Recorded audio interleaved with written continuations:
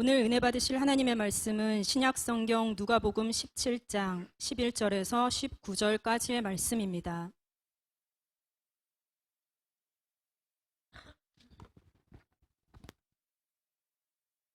다 함께 합독하시겠습니다. 예수께서 예루살렘으로 가실 때에 사마리아와 갈릴리 사이로 지나가시다가 한 마을에 들어가시니 나병 환자 10명이 예수를 만나 멀리 서서 소리를 높여 이르되 예수 선생님이여 우리를 불쌍히 여기소서 하거늘 보시고 이르시되 가서 제사장들에게 너희 몸을 보이라 하셨더니 그들이 가다가 깨끗함을 받은지라. 그 중에 한 사람이 자기가 나은 것을 보고 큰 소리로 하나님께 영광을 돌리며 돌아와 예수의 발 아래에 엎드려 감사하니 그는 사마리아 사람이라. 예수께서 대답하여 이르시되 10사람이 다 깨끗함을 받지 아니하였느냐? 그 9은 어디 있느냐? 이 이방인 외에는 하나님께 영광을 돌리려 돌아온 자가 없느냐 하시고 그에게 이르시되 일어나 가라. 내 믿음이 너를 구원하였느니라 하시더라. 아멘. 아멘. 할렐루야. 우리 옆에 분들과 다시 한번 인사를 나누도록 하겠습니다. 사랑하고 축복합니다. 당신이 있어 행복합니다. 당신에게 큰 힘을 얻습니다. 당신에게 예수의 형상이 있습니다. 아멘. 복된 삶을 살아가시기를 주님의 이름으로 축원합니다. 아멘. 감사는 선택, 신앙 성숙의 척도는 감사라고 하는 말씀의 제목으로 함께 은혜를 나누도록 하겠습니다. 여러분, 삶이 감사하는 삶이십니까? 물론 성경에는 범사에 감사하라 라고 말씀을 하셨어요. 범사에 감사하라 라고 하는 이 말씀의 뜻은 뭐냐면 주어진 환경에서 감사하라 라고 하는 거거든요. 주어진 환경.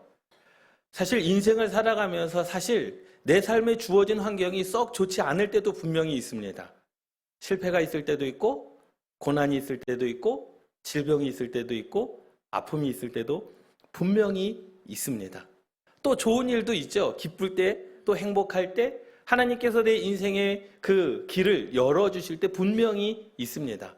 그러니까 범사에 감사하라는 이 말은 내게 주어진 환경 속에서 감사하라라는 거예요. 남과 비교해서 감사하는 것이 아니라 남이 못되고 나는 잘돼서 감사하는 것이 아니라 주어진 환경, 여러분들의 인생 가운데 고난일지라도 여러분 그 환경 가운데서 주 여호와 하나님께 감사하시기를 주님의 이름으로 축원합니다. 혹 하나님께서 내 인생 가운데 고난과 질병을 주셨다 할지라도 내게 주신 그 환경이라면, 내게 주어진 환경이라고 한다면 여러분 그 안에서 주님을 감사하시기를 주님의 이름으로 축원합니다.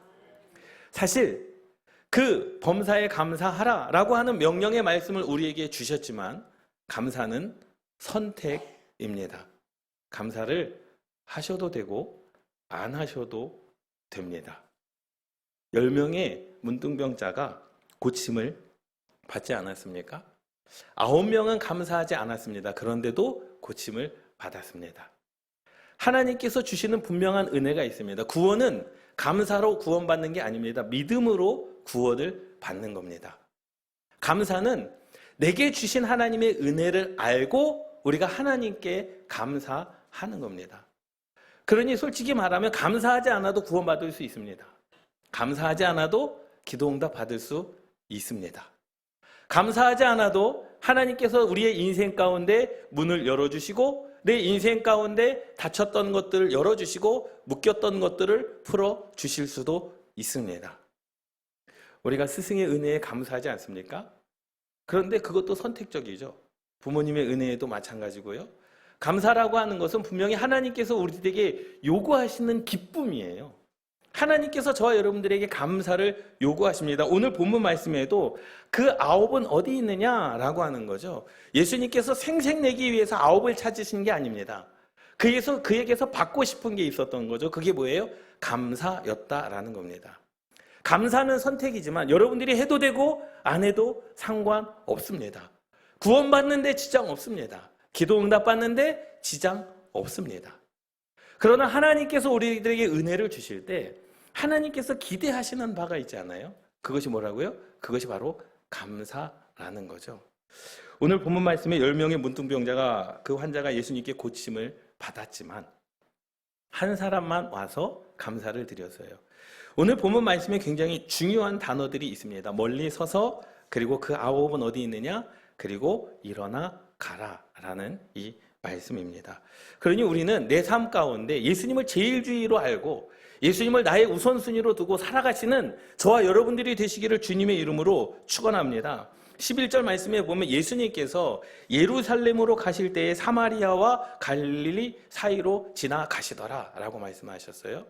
그런데 어떠한 장면에서는요, 수가성의 한 여인이 내가 그 사마리아로 지나가야 했다라고 하는 말씀도 분명히 있습니다. 그러니까 사마리아 땅이 사실 좋지 못한 땅이었어요. 예수님을 그렇게 받아들이는 땅이 아니었습니다.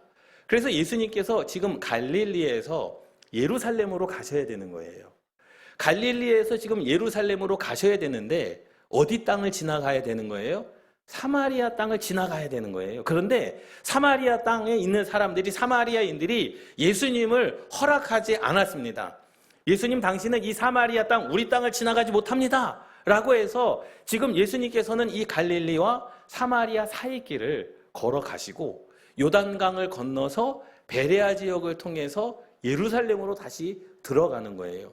사실 직선 코스로 가면 얼마나 좋겠습니까마는 사마리아 사람들이 자기의 땅을 예수가 건너가는 것을 싫어했어요. 반대했어요. 그러니 어쩔 수 없이 예수님은 어떻게 해야 되는 거예요? 돌아가셔야 되는 거죠. 그래서 오늘 본문 말씀처럼 예수님께서 예루살렘으로 가셔야 되는데 예루살렘으로 가실 때에 사마리아와 갈릴리 사이로 지나가시다가 사마리아와 갈릴리 사이로 지나서 요단강을 건너고 베레아 지역을 통해서 다시 예루살렘으로 이렇게 돌아서 가야 되는 겁니다. 그런데 12절 말씀에 보니까 한 마을에 들어가시게 됐어요. 여러분, 이 나병 환자들은요, 그 지역에서 살 수 없습니다. 그 마을에서 살 수가 없어요. 마을 밖에서 살아야 되는 거죠. 전염병이기 때문에 그렇습니다. 그래서 이 문둥병인 사람들이 가까이 곁에 올 수 없기 때문에 이 문둥병 사람들이, 온전한 사람들이 오면 소리를 질러야 됩니다. 부정하다! 부정하다! 그래서 어떻게 오는 거예요? 나에게 가까이 오지 말라는 거죠. 내가 지금 문둥병에 걸렸으니까 내게 오지 말라. 멀리 있는 사람들을 향하여 부정하다, 부정하다라고 외쳐야 되는 거예요. 레위기 14장의 말씀에 보면 이 문둥병 환자에 대한 규정이 있는데, 규례가 있는데 진영 밖이 그들의 삶의 터전이었습니다. 그러니 갈릴리에 사는 사람도 사마리아에 사는 사람도 그들이 문둥병에 걸려서 어떻게 해요? 갈릴리와 사마리아의 그 중간의 마을에 문둥병자들만 사는 그 지역에 예수님께서 들어가시게 된 거예요. 그 길을 지나가시게 된 겁니다. 그것을 이 10명이 보게 된 것이죠. 예수님에 대한 소문을 들었는데, 야, 예수님을 만나면 인생의 모든 문제가 해결되고 하나님의 아들 예수 그리스도가 우리의 모든 문제를 해결해 주실 것이다라고 하는 그러한 마음이 그들에게 있었다라는 겁니다. 그런데요, 사실 당시에 그 유대인의 법에 보면 부정한 자와 일반인과의 거리는요, 100보를 유지해야 되는 거예요. 100보. 여러분, 100보가 어느 정도인지 잘 가늠이 되지 않지 않습니까? 그래서 제가 어저께 저녁에 100보를 걸어봤습니다. 그래서 서궁 입구 도로 있지 않아요? 도로에서부터 제 걸음으로 100보를 걸어서 왔습니다. 100보를 걸어서 왔더니 이 연못까지가 딱 100보더라고요. 그러니 소리를 지를 수밖에 없는 거예요. 예수님이 지금 12절 말씀에 뭐라고 말씀해요? 멀리 서서라고 말해요. 멀리 서서. 예수님께 달려가지를 못했습니다. 왜? 자기는 부정한 사람이었기 때문에. 부정한 사람은 정한 사람과 100보의 거리를 둬야 됐기 때문에 지금 예수님을 저 100보 발치에 보고 지금 이 10명의 문둥병자가 뭐 하는 거예요? 소리를 지르면서 기도하는 거죠. 예수 선생님이요, 우리를 불쌍히 여기소서. 한 사람이 소리를 치면 사실 뭐 들릴지 안 들릴지는 모르겠어요. 제가 소리를 질러보지 않았겠어. 그러나 10명이 합쳐서 소리를 지르지 않습니까? 지금 거리에 두고 있는 멀리 서서, 왜? 자기가 부정하기 때문에 가까이 갈 수가 없는 거죠. 그래서 주님의 이름을 부릅니다. 예수 선생님이요, 우리를 불쌍히 여기소서. 자신들의 부정을 씻겨줄 수 있다라고 하는 무엇을 가지고 있었느냐? 믿음을 그들은 가지고 있었습니다. 할렐루야, 할렐루야. 여러분, 믿음만을 가지고서 늘 걸으며 믿음 위에 굳게 서서 믿음으로 말미암아 구원을 얻는 저와 여러분들이 되시기를 주님의 이름으로 축원합니다. 성경의 모든 치유는 감사해서 치유가 일어나지 않습니다. 성경의 모든 치유는 믿음에서부터 치유가 일어나는 것이고 성경의 모든 문제 해결은 믿음에서부터 문제가 해결되어지는 겁니다. 여러분, 그래서 14절 말씀에 보면 이렇게 말씀합니다. 예수님께서 뭐라고 말씀하시냐면 그들이 불렀어요. 예수 선생님이요, 우리를 좀 불쌍히 여겨 주시옵소서. 그런데 예수님께서 이렇게 답하십니다. 보시고 이르시되 가서 제사장들에게 너희 몸을 보이라. 제사장들에게 너희 몸을 보이라. 여러분, 이 문둥병을 고침을 받았는가 안 받았는가의 판단은 누가 하냐? 제사장이 합니다. 이유는 그 병을 고치실 분은 유일한 하나님밖에 그 병을 고치실 수가 없어요. 병을 고치시는 분은 하나님이시지만 그 병이 나았는지 나았지 않았는지를 판단하는 것은 제사장이었다라는 거예요. 그러니 이 의미도 굉장히 중요한 것이죠. 그들의 문제를 해결할 분은 오직 예수 그리스도밖에 없음을 믿습니다. 예수님이 하나님이시다라는 거예요. 그리고 제사장에게 가서 보이라는 겁니다. 그 말 뜻은 뭐예요? 너희들이 나았다라는 거죠. 왜? 제사장에게 가서 몸을 보이면 이게 나았는지 안 나았는지를 평가받는 자리잖아요. 예? 그러면 내가 그 문둥병이 나으면 어떻게 되는 거예요? 내 마을로, 내 진영으로, 내 가족으로, 내 삶의 터전으로 들어갈 수가 있는 겁니다. 얼마나 기대에 찬 소망이었겠습니까? 그런데 성경의 모든 치유는 믿음에서부터 치유가 일어나고, 모든 구원도 믿음에서부터 구원이 일어나고, 여러분들의 삶의 문제 해결이라든지 여러분들의 인생 가운데 고난과 고통의 해결, 질병의 모든 문제도 믿음으로부터 해결되어지는 줄 믿습니다. 할렐루야. 14절 말씀에 보시고 이르시되 가서 제사장들에게 너희 몸을 보이라 하셨더니 그들이 가다가 깨끗함을 받은지라. 할렐루야. 여러분, 그들이 가다가 깨끗함을 받았다라는 것은요, 믿음이 있었다라는 겁니다. 믿음이 없으면 치유함을 받지 못합니다. 한 사람이 돌아와서 감사했다고 한 사람만 믿음이 있는 것이냐? 아니요. 그 9사람도 믿음이 있었어요. 예수님의 말을 듣고 제사장에게 보이라 라고 하는 그 말을 듣고 믿음으로 누구에게 달려간 겁니까? 제사장에게 달려간 거예요. 그 9명이 믿음이 없었던 것이 아닙니다. 믿음은 있었지만 무엇이 부족한 거예요? 감사가 부족했다라는 거죠. 하나님께서는, 주님께서는 그들에게 무엇을 요구하셨느냐? 감사를 받기를 원하셨습니다. 생색내려고 함이 아닙니다. 왜 하나님께서, 주님께서 그들에게 감사를 받으려고 원하셨을까? 이 시대를 살아가는 저와 여러분들에게 왜, 믿음으로 구원받은 저와 여러분들에게 왜 하나님께서는 감사를 받기를 원하시는가? 여러분, 이게 중요한 겁니다. 예수님은 그들에게 손을 대지도 않으셨습니다. 예수님은 그들에게 깨끗함을 받으라 라고 말씀하지도 않으셨습니다. 예수님은 그들에게 어떠한 연으로 너에게 그런 병이 생겼느냐 라고 묻지도 않으셨습니다. 그냥 단 한마디, 제사장에게 가서 몸을 보이라 라는 그 말로 그들의 믿음을 시험했다라는 거죠. 여러분, 믿음의 역사를 이루시는 저와 여러분들 되시기를 주님의 이름으로 축원합니다. 할렐루야. 가서 보여주라. 가서 보여주라. 이것은 주권입니다. 내가 하나님이다라는 거예요. 여러분, 자신이 없으면 말할 수가 없잖아요. 가다가 낫지 않게 되면 어떻게 됩니까? 낫지 않게 되면 거짓말하는 거 아니겠습니까? 그런데 예수님이 그들의 기도의 소리를 듣고 그들의 믿음을 보신 거죠. 그들의 믿음을 보시고, 그래? 너희들이 내게 부르짖었으니, 너희들이 내게 소리를 질렀으니, 너희들의 그 간절한 믿음대로 제사장에게 보이라. 그러면 깨끗함을 받으리라. 예수님은 이미 고쳐줄 마음이 있었는 줄 믿습니다. 여러분, 이것은요, 우리가 영적으로 병들고 죄로 인하여 죽은 사람들은 반드시 예수님 앞으로 나와야 됩니다. 할렐루야. 그러니 무슨 수를 써서라도 영적으로 죽어있는 자들, 육신의 고통을 당하는 자들, 여러분들의 부모, 형제, 자매, 친구들 다 주님께로 데리고 나오시기를 주님의 이름으로 축원합니다. 예수 앞에 나오면 죄사함 받고, 예수 앞에 나오면요, 영적인 문제가 해결되어지는 겁니다. 영적인 문제가 해결되어지면은요, 육신적인 문제도 자연적으로 해결되어지는 하나님의 은혜가 임하는 줄 믿습니다. 영혼이 잘된 같이 범사가 잘 되는 거거든요. 여러분, 이러한 경험이 있어야 우리가 간증을 하고, 이러한 경험이 있어야 살아계신 주님을 우리가 고백하는 거 아니겠습니까? 반드시 예수님 앞에 나와 십자가의 보혈로, 반드시 예수님 앞에 나와 십자가의 보혈로 고침을 받는, 반드시 예수님 앞에 나와 예수 그리스도의 십자가의 보혈로 저와 여러분들이 구원의 경험을 가지고 있기 때문에 우리가 하나님을 예배하는 거 아니겠습니까? 그러니 주님 앞에 나오는 것, 영적으로 죽은 모든 자들 무슨 수를 써서라도 주님 앞에 인도해야 되는 줄 믿습니다. 할렐루야. 이들은 믿음을 가진 자였어요. 저와 여러분들도 마찬가지입니다. 우리가 하나님께 믿음이 없진 않죠. 믿음이 있습니다. 하나님의 살아계심을 믿기 때문에 와서 예배를 드리는 거 아니겠습니까? 하나님의 살아계심을 믿기 때문에 우리가 하나님의 말씀을 묵상하고 기도하는 거 아니겠습니까?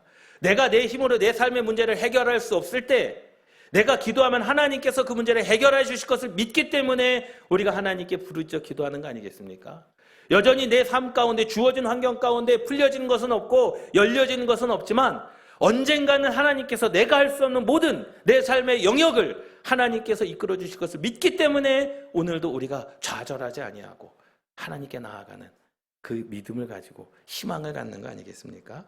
여러분, 이러한 은혜가 저와 여러분들 가운데 있기를 주님의 이름으로 축원합니다. 16절 말씀에 보면 예수의 발 아래 엎드렸습니다. 그리고 감사했습니다.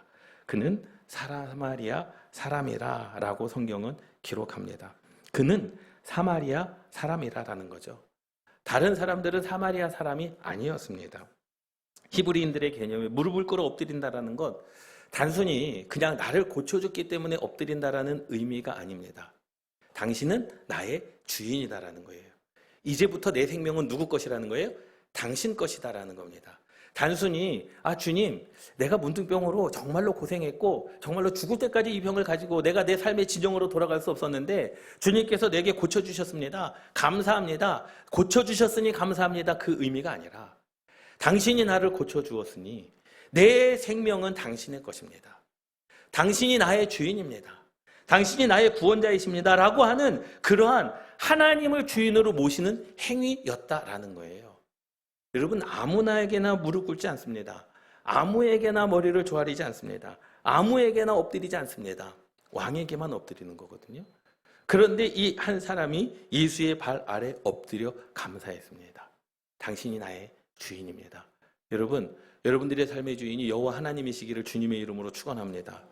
내가 주인일 때는 힘들고 어렵고 내가 주인일 때는 해결할 수 없는 것들이 얼마나 많습니까? 그러나 주님이 주인이시면 우리의 길을 알려주실 것이고 우리와 동행하시고 우리를 인도하여 주시는 하나님의 은혜가 날마다 저와 여러분들의 삶 가운데 있을 줄 믿습니다. 그래서 이제 나는 당신의 보호 아래 살겠습니다 라고 하는 그 고백이었던 것이죠.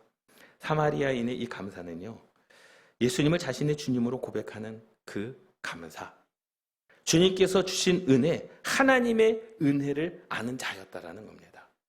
감사, 내게 주신 은혜가 얼마나 큰지 하나님의 은혜를 아는 자가 더 큰 감사를 할 수 있는 하나님의 은혜를 받을 수 있는 자고 앞으로 더 큰 은혜를 누리는 자임을 깨달으시기 바랍니다. 하나님께서 왜 감사를 기대하셨겠습니까? 주님께서 왜 감사를 기대하셨겠습니까? 그에게 주실 은혜가 더 있기 때문인 줄 믿습니다. 하나님께서 왜 여러분들에게 감사를 요구하십니까? 하나님께서 여러분들의 삶 가운데 주어진 환경 가운데 범사에 감사하라 왜 말씀하셨겠습니까? 줄 것이 있기 때문에 그런 줄 믿습니다. 여러분, 감사하십시오. 감사는 선택입니다. 안 해도 상관없습니다. 안 해도 인생을 살아가는데, 안 해도 내 문제가 해결되는데, 안 해도 내 질병이 치료함 받는데 아무런 상관없습니다. 그러나 하나님은 감사를 요구하시죠. 왜? 더 줄 은혜가 있기 때문에. 할렐루야. 앞으로 더 큰 은혜를 누리는 저와 여러분들 되시기를 주님의 이름으로 축원합니다. 이 유카리스테오라고 하는 이 감사, 이 한 사람이 예수님 앞에 엎드려 16절 엎드려 감사하니 그는 사마리아 사람이라. 예수님께서 제자들과 함께 마지막 선만찬을 나눌 때 예수님께서 그리고 축사를 하실 때 축사를 하신 이후에 감사 기도를 드리신 다음 떼어 제자들에게 주셨습니다. 이 감사라고 하는 것은 다른 것이 아니라 이 감사는요, 이제 하나님이 나의 주인이십니다. 하나님이 나의 모든 것입니다라고 하는 그 고백이었다라는 거죠. 단순히 받은 것에 대한 감사가 아닙니다. 단순히 내게 주었으니 그 주신 것에 대한 감사가 아니라 그 주신 분이 누구냐? 주신 분이 하나님이시기에 그 하나님이 나의 하나님이시다라고 하는 온전한 감사였다라는 거죠. 여러분, 이 온전한 감사가 저와 여러분들 가운데도 있기를 주님의 이름으로 축원합니다. 예수님께 경배의 의미로 엎드려서 감사를 드린 이 한 사람, 얼마나 주님께서 기뻐하셨을까요? 생각해 보세요. 이 사람이 와서 엎드려서 기도를 했습니다. 예수님께서 물질을 원하셨습니까? 아니요. 이 사람은 물질을 가지고 와서 감사한 게 아니에요. 마음을 들여 하나님께서 당신이 나의 주인입니다라고 하는 고백을 한 겁니다. 여러분, 이것이 주님께서 기뻐하시는 일인 줄 믿습니다. 여러분들의 마음을 들여 주님이 나의 주인이심을 고백하시기를 주님의 이름으로 축원합니다. 예수님께서 왜 너만 내게 예물을 가져왔느냐? 왜 나머지 9의 예물을 가지고 오지 않았느냐? 그렇게 말씀하시지 않았습니다. 너의 마음이 지금 내게 있구나. 그런데 9명, 내가 믿음으로 고침을 받은 그 9명의 마음이 내게 있지 않다라는 거죠. 믿음으로는 고침을 받았을지언정 그들의 마음이 누구에게 없었다라는 거예요? 주님에게 없었다라는 거예요.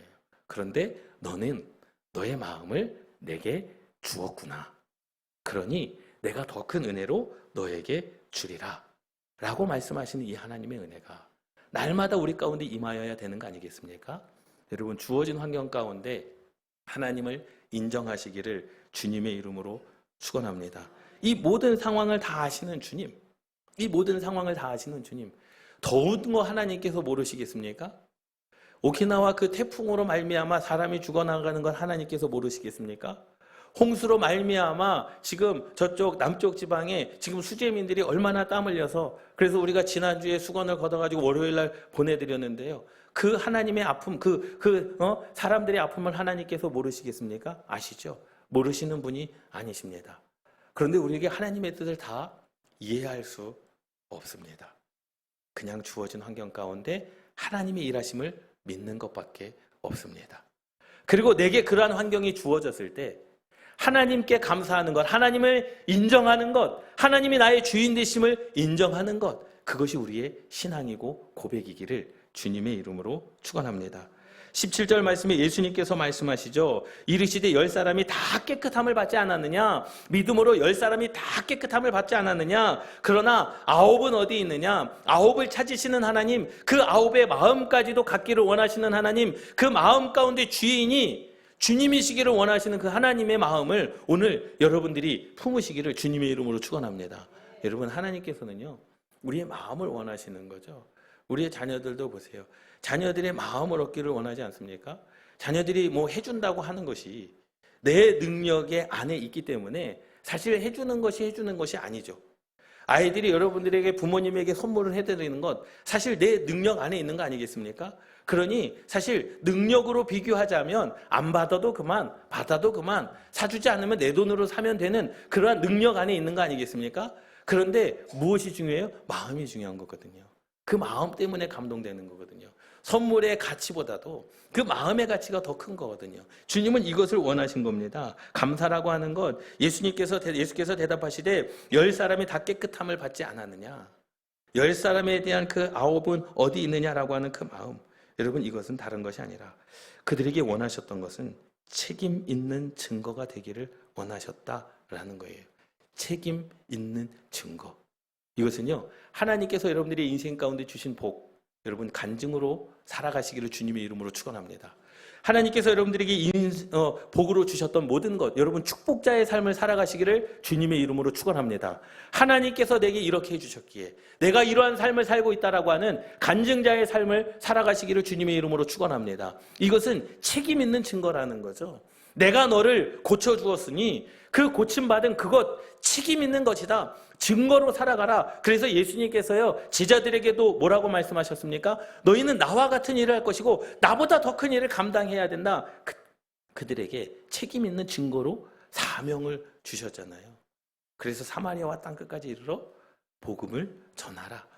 하나님께서 주시는 은혜, 그들을 살려주시는 은혜, 부활의 증거를 몸소 보여주신 그 은혜를 어떻게 살아가야 되는 겁니까? 복음 증거자로 살아가라 라고 하는 하나님의 명령, 여러분 그 명령을 따르시는 저와 여러분들 되시기를 주님의 이름으로 축원합니다. 지금 구원의 은혜를 다 받았지만 사실 그래요. 저와 여러분들도 마찬가지입니다. 여러분, 감사하지 않아도 해결받습니다. 감사하지 않아도요, 치료함 받습니다. 감사하지 않아도 여러분 믿음으로 기도 응답 받을 수 있습니다. 그런데 그 감사는 무엇입니까? 더 큰 하나님의 은혜를 받아내는, 더 큰 하나님의 은혜가 주어지는 거룩한 통로인 줄 믿습니다. 여러분, 그 감사는 다른 게 아닙니다. 하나님이 나의 주인이십니다 라고 하는 고백인 줄 믿습니다. 여러분, 19절 말씀에 이렇게 말씀해요. 그에게 이르시되 일어나 가라 라는 겁니다. 일어나 가라. 여러분, 이 가라라고 하는 단어가 굉장한 중요한 의미입니다. 너 볼일 끝났으니 가라? 너 왔으니 그냥 가라? 돌아가라? 이러한 의미가 아니에요. 예수님께서 아브라함에게 본토, 친척, 아비 집을 떠나 내가 내게 지시할 땅으로 가라는 거예요. 명령입니다. 그냥 너 나와 일 끝났으니까 가라, 집으로 돌아가라, 이것이 아닙니다. 예수님께서 그 병자에게 내 침상을 들고 가라. 이것은요, 사명입니다. 오늘 이 사람도 일어나 가라, 이 말은요, 단순하게 너와 나와의 관계가 끝났으니, 너가 원하는 것을 받았고 내가 너가 원하는 것을 주었으니 끝났다, 이것이 아니라 너의 인생 가운데 이제는 고민하지 말고 수치를 당하지 말며 소외된 인생의 삶을 사는 것이 아니라 육신적인 건강 외에 구원의 은혜를 받았으니 이 세상 가운데서 하나님의 자녀로 살아가라 라고 하는 하나님의 명령인 줄 믿습니다. 할렐루야. 놀라운 은혜인 것이죠. 그냥 더 고침받았지? 그럼 가서 알아서 살아.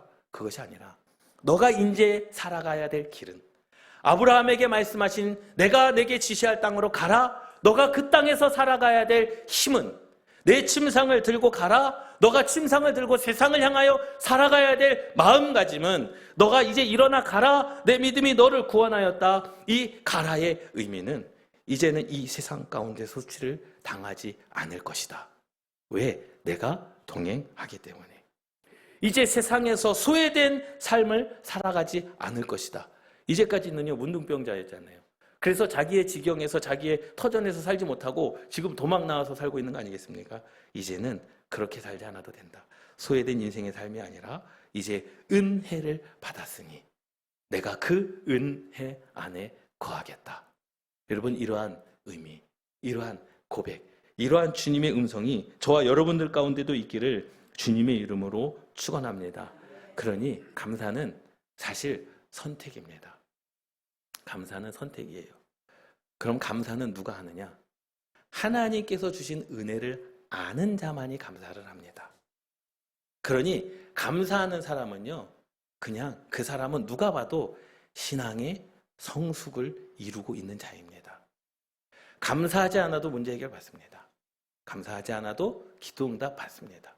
감사하지 않아도 구원 받습니다. 하나님은 감사 때문에 우리를 더 사랑하시고 덜 사랑하시는 분이 아닙니다. 믿음대로 역사하시는 분이십니다. 그러나 감사하는 자는 하나님의 은혜를 아는 자다. 사실 우리도 마찬가지지 않습니까? 직분에 걸맞지 않고 믿음에 걸맞지 않은 감사 생활을 하는 신앙인들이 많이 있습니다. 예배는 드려요. 예? 호세아서 4장의 말씀처럼 그들이 예배는 드립니다. 하나님을 아는 지식이 없는 거죠. 하나님을 섬기지 않는 거죠. 그들이 마음대로 세상을 살아가는 겁니다. 감사치 아니하고 예배치 아니하고. 그러니 하나님께서 우리들에게 가라라고 말씀하시지 않는 거죠. 세상을 향해 가라. 그 가라의 의미는 뭡니까? 고난을 당하지 않을 것이다. 수치를 당하지 않을 것이다. 인데 인생 가운데 외면당하지 않을 것이다. 인생 가운데 부끄러움 당하지 않을 것이다. 인생 가운데 죄와 질병으로 말미암아 억눌림 당하지 않을 것이다. 왜? 내가 너와 함께 하기 때문에. 여러분, 이러한 은혜를 얻는 저와 여러분들 되시기를 주님의 이름으로 축원합니다. 우리의 삶 가운데 가장 좋은 것은 하나님의 것이 되어야 되지 않겠습니까? 우리의 우선순위는 다른 것보다도 감사이기를 주님의 이름으로 축원합니다. 감사는 누가 하느냐? 하나님의 은혜를 아는 자만이 감사할 수 있는 거예요. 여러분, 감사가 쉬운 줄 아십니까? 아니요. 아무나 못합니다. 감사하지 않아도 됩니다. 감사는 선택입니다. 그런데 하나님의 은혜를 안다면 감사하지 않을 수 없습니다. 하나님의 사랑을 경험했다면 감사하지 않을 수 없는 거죠. 하나님의 살아계심을 믿는다면 우리가 감사하지 않을 수 없습니다. 그러니 신앙의 성숙이 되는 것, 신앙의 성숙이 되는 척도는 바로 우리의 감사에 있는 줄 믿습니다. 여러분, 우리는 하나님의 축복의 은혜를 누리고 사는 자들임을 깨달으시기 바랍니다. 이제 우리가 그 하나님을 바라보며 그 감사의 무릎을 꿇고 찬양과 영광을 영원토록 올려드리는 삶. 그래서 주님께서도 우리들에게 야, 세상을 향해 갈래? 가정을 향해 갈래?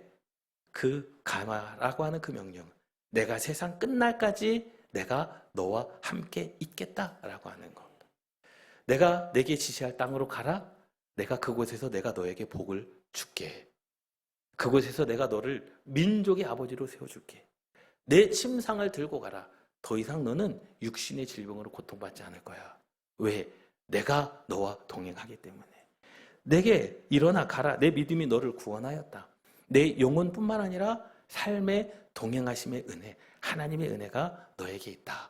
이러한 음성이 저와 여러분들에게도 있기를 주님의 이름으로 축원합니다. 기도하시겠습니다.